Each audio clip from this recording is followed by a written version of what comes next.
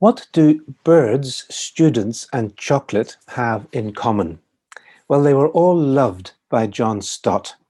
Perhaps you've never heard of John Stott, which wouldn't be that surprising since he was a humble and self-effacing man, and yet few people have had a greater influence on the global church in recent times.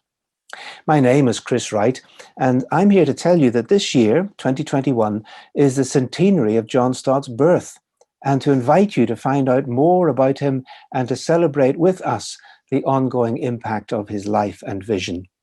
So what can I tell you? Well, let's start with his books. Maybe you have one or two books by John Stott.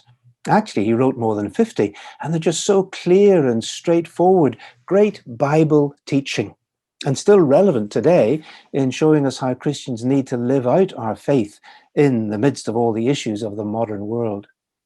A lot of John Stott's books arose from his preaching at All Souls Church, Langham Place in London, where he served for some 60 years. And there he gave us a model of clear Bible exposition that has influenced a whole generation of pastors. And that passion to raise the standards of biblical preaching all over the world is still the heartbeat of the Langham Partnership, which he founded and which I work for. And students? Well, yes, John Stott loved students.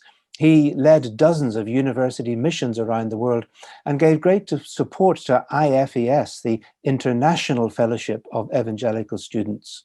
And many church leaders today still talk about the influence that John Stott had in their lives when they were students. And they're so thankful for his personal friendship and for the kindness and the prayer that he invested in them. John Stott never married, and yet he had a global family of friends in every continent, especially in the continents of the global south, Africa, Asia, Latin America. And out of that great network, including his friendship with Billy Graham, he launched the Lausanne movement that has gone on to be a major catalyst in world mission for the past half century. And then within his own Anglican church, he founded EFAC, the Evangelical Fellowship in the Anglican Communion. And birds? Well, yes, John Stott loved birds as a dedicated ornithologist from his childhood. But this was not just a hobby. It's because his vision and theology were not narrowly confined to the walls of a church.